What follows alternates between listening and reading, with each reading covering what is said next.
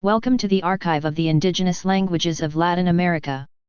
In this video, we'll guide you through viewing and downloading media content from our platform.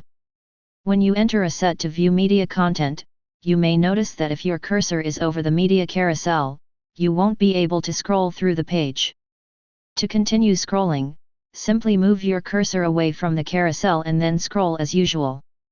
If you'd like to view more details about a file, click on the arrow to expand the drop-down and access additional information.